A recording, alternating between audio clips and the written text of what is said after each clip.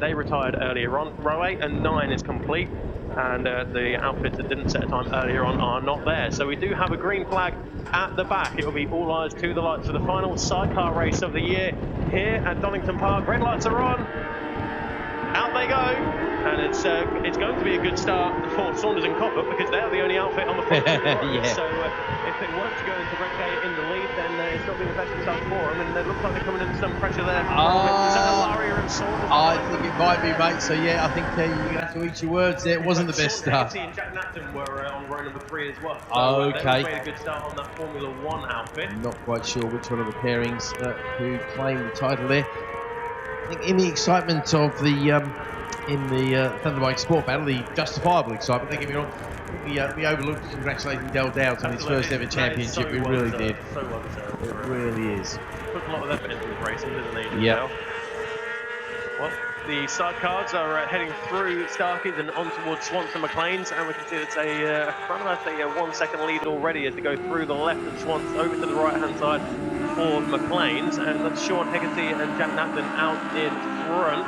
And it's a little bit difficult to tell who is where. A few of these outfits haven't got the rain lights on, but we do know that the race leaders of Sean Haggerty and Jack Napton have. It's the 158 of Saunders and Coppock. They will be the first of the Formula 2s. Of course, Saunders and Coppock were on for a podium earlier on today, Keith, but unfortunately they almost span over there at Rd8, but it did cost them about 10 seconds while they righted themselves. So they'll be looking to make amends in this final race of the weekend. But Sean Haggerty, he's out of Robert Chicane and coming across the line now to complete the opening lap. 9 more to go for these guys. There is the 158 of Saunders and Coppock, and it's the number 13 of the other Haggerty, that's Mark Haggerty, who will take second position now away from Saunders and Coppock. So it's a Haggerty 1-2. Absolutely, Haggerty 1-2 after a double DNF in the previous race, of course. So that'll be a nice little change of events for those guys, won't it? That's Greg Lambert and Robin King in the pits, unfortunately, Keith. On the number 69, that's the Formula 2 machine. They are the Formula 2 champions of this year, and they have retired from this one, I'm sorry to say. There goes Wes Petman across the line now to complete the opening lap. But it's a 5.4 second advantage for your race leaders of Sean Haggerty and Jack Napton over Mark Haggerty. So it's number 33 of Sean Haggerty, number 13 of Mark Haggerty, and it's Saunders, Morfitt, Alaria inside the top 5, with Thomas and Sigsworth rounding out the top 5 in Formula 2. So we do only have 2 Formula 1 outfits out there at the moment, and 10 Formula 2s now, due to Lambert and King retiring. So whatever happens here, it will be a medal for the Formula 1 finishers. Excellent news for the Formula 1 finishers there then. Oh, hopefully, because normally when there's only 3 competitors, we only award a gold medal, of course. Okay. That tends to be the way the rules are written, but I think it depends on the number of entrants. I'm not going to go into the wheres and why-fors of those as Sean Haggerty comes across the line with which Napton's at the back, is it Jack? Yeah, Jack on the back there. Fastest lap of the race to him on that, the first flying lap, 27.337, and he's got a big lead over. I think it's his brother who's Mark, and it's 11.5 second gap between the 2 of them. Mark under a bit of pressure there. Oh, let's say a bit of pressure. There's a couple of seconds gap between him and Alaria and Saunders. And Saunders and Coppock having a good battle with Morfitt and Rutland as well. Also, right in the mix there, Thomas and Sigsworth. Then it's the Berry outfit about 1.5 seconds further back. Hillman and Salisbury a little bit further back, but they've got their own little hands full with Hanks and Kurt. Then Noble and Cage are having a good battle with Bannister and Porter. You mentioned that we've lost Petman and Leach, unfortunately. Sorry, Lambert and Javen, Lambert and King, I should say, this particular time. We are just waiting for Petman and Leach to come slithering through the chicane to complete their first flying lap. Over the line they go.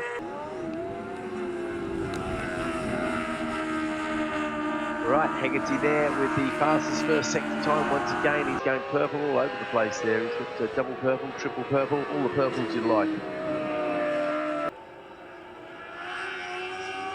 Okay. Slightly thinner field, of course, in the sidecars, and once again, they give Greg Lambert Sidecar School a big shout out, of course, if you're interested in getting involved with sidecar racing. Fewer, better places to talk to than Greg Lambert up there at Middlesbrough. He does run the sidecar school for passengers, and of course, drivers as well. Bradley heard mention the Hanks and Kirk outfit. That's a kind of sister ship to the Lambert, Jevons and King outfit there. So the F1 Championship has been decided for Fayers, Fox and Pitt. Jason Pitt joining James Fayers at the last round, I think, at Brands Hatch. They managed to secure it on the Saturday as we watch Saunders and Coppock in the pits. Saunders and Coppock in the pits, unfortunately for them. So where's Will and Andy Smith? They've done more than enough to claim the second place in the championship from Ben Holland and Wayne Stevens, because Ben and Wayne, like James Fayers and I think it might be Jason Pitt in the chair this weekend. It is Jason Pitt. Yeah, cool. They're playing at Brands Hatch at the moment, so good luck to them, of course. Unfortunately, so Eddie Wakely with Hilditch and Pete Hensel, and Hilditch and Pete Hensel at various times. They dropped out of the championship after the Snap 300 meeting there. Just a quick one, they have had their 2 races over at Brands Hatch. Oh yeah, go on. What you got for me? In the first one yesterday, they took in class or overall, or both? Yeah, give me both, mate. Okay, 12th overall. Yeah. Fourth of the Cup runners. Oh, nice. And today it was 11th overall and 4th of the Cup runners. Just off the podium there. That's still decent results. Tell you who we are missing today actually is Carol Peach. And Ken Edwards in the chair there. And she's usually at most rounds. She missed the old park round earlier, but as a rule, she's one of those reliable people to be out there playing the game. Imagine she may be at Brands Hatch as well, because Andy Peach will be racing. Of course, her husband, Andy Peach. Yeah, we did forget how close the families are, of course. A few chops and changes with passengers there. We see Burns with the passengers listed as Fairhurst and Winfield, and Eastall with Smith and Eastall at various times as well.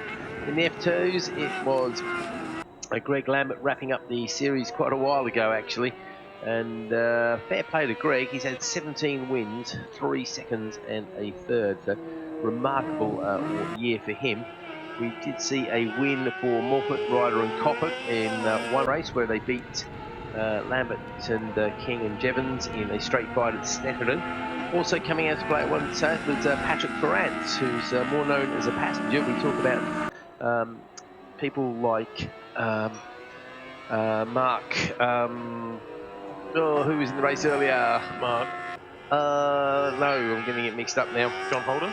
No. I'm going to get annoyed now. Alright, Matty Ramsden, that's who I'm talking about. Oh, Matty Ramsden, yeah, sorry. Yeah. No, not Matty. No, there's no need for you to apologise. It's my brain that's not working. I'm just saying that Matty Ramsden, like Patrick Ferrantz, we associate them with being passengers more than anything, don't we? Yeah, absolutely. But of course, Patrick Ferrantz came out to play at Cadwell. First time I think we've seen Patrick certainly race with the British Motorcycle Racing Club.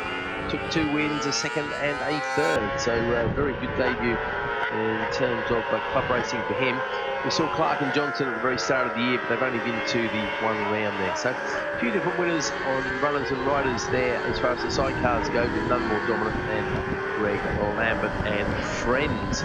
Same with the F1s. Fayers and Fox haven't really had it all their own way. We've seen that Easton pick up a win there, and Simon Gilbert, who came out to play at Brands Hatch on the Saturday and took both wins, but unfortunately that's the last we saw of Simon. I think he's finally hung up his boots after 30 odd years of racing. He's probably missing at home, because I know he quite often does that. Again, he's probably tuned into the British runners, because that's something else he's been a champion of in the past as well. Okay, Hegarty and Napton continue to lead at the halfway point, ahead of Alaria and Saunders. They're making their way up the around the circuit. In fact, they're going to be coming across the line very shortly indeed to claim another lap. 6 laps into the race. Hegarty and Jack Napton there. Brian Alaria and Saunders have moved into second place, and a comfortable second place as well. What's the matter, mate? You're thinking something else is on here? I'll have a quick check. Hold on a moment. Then the other McCordia phone. Looks to be pretty dead, to be fair. So no, nothing.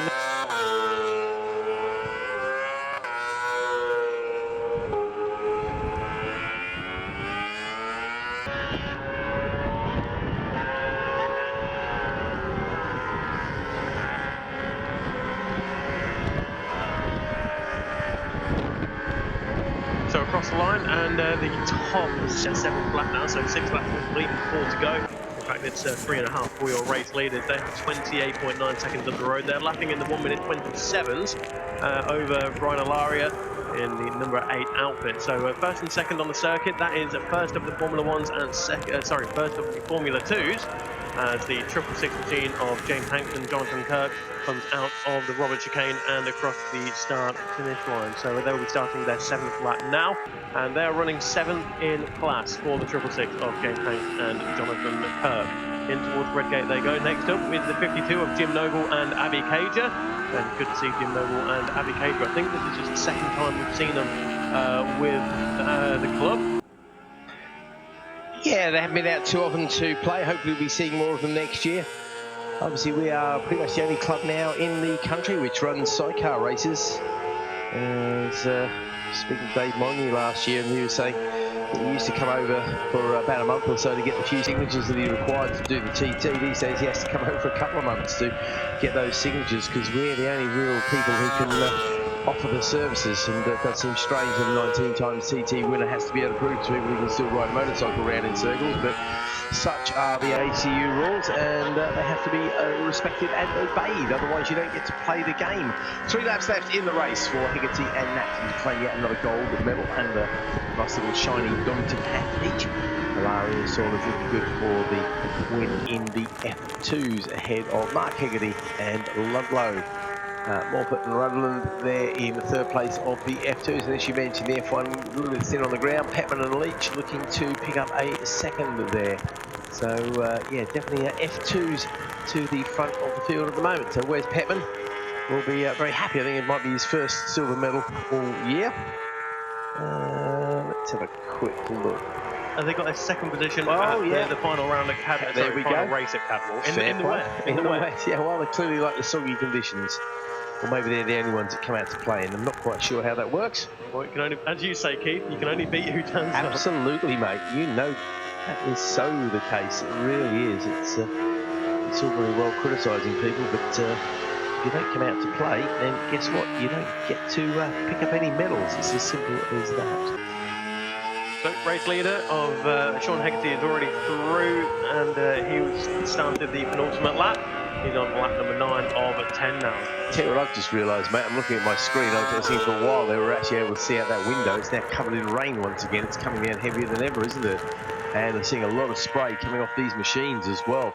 All of a sudden, those couple of lines which are looking iffy going into Redgate are now pretty much soggy all the way down, aren't they? It's not ideal. No. There's a great little understatement there. Classic British understatement. Well done, young man. Thank you. Well, top 6 are all through now, and good to see that the number 148 of the Berries did make it out. They started in 14th position at the end of row number 7, but they're up into 6th position now, 5th place in class. There goes the 132 of Ilman and Salisbury. They're 21 seconds away, unfortunately, but plenty of clear track between themselves and the 666 of James Hanks and Jonathan Kirk. So relatively lonely, nothing relative about it. In fact, it is a lonely ride for Ilman and Salisbury, but 6th position, that'll be 10 points for them. They'll be happy with that, I'm sure. As Sean Hegarty takes the last lap flag, as unfortunately it puts James Hanks and Jonathan Kirk down a lap. But you can see they really are splashing the way into Redgate now. I don't know if I'd be upset about losing a lap in these conditions. I think I'd be just grateful to bring my outfit home, and if I'm in a medal-winning position, all the better. The trouble is the medal-winning positions in the F2s are very competitive at the sharp end, so Hanks and Kirk, unfortunately, a little bit too far back to be claiming another one of those this particular weekend.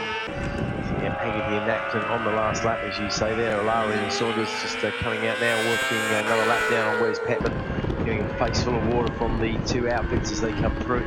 But I tell you what, there's a battle there. It's only 0.4 of a second separating those two on this, the last lap. So O'Lara and Saunders, Hegarty and Ludlow, we've got something to talk about. All of a sudden, they go through Redgate into Hollywood and separated by, what's that, 8-10 bike lengths or so, down through Hollywood and to the Craner curves. Somewhere, I better not say it, we haven't seen many sidecars having problems today. Oh, well done. Yeah.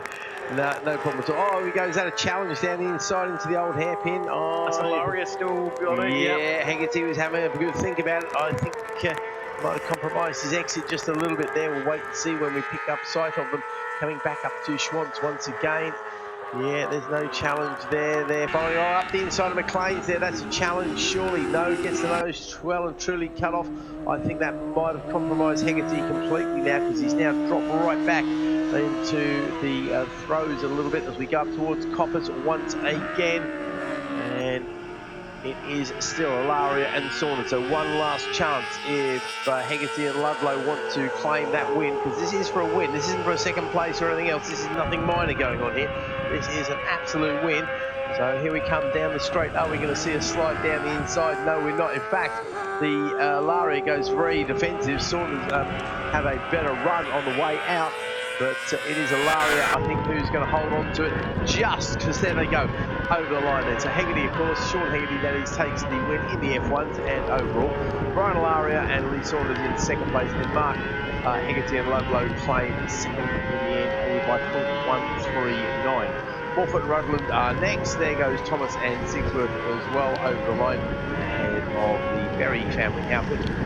Norman and Salisbury, but Wes Patman's going to hang on for second in the F1, so he'll be very happy with that. Okay, you're shuffling the papers, you're getting ready for the next race already. You're going to be back onto two wheels, and that tells me it's time for Thunderbike Ultras and Extreme as well. Both titles already decided, so some medals on offer, and I think, like a lot of the fields we've got here, I think this one could be a little bit thin, because at least one of the competitors decided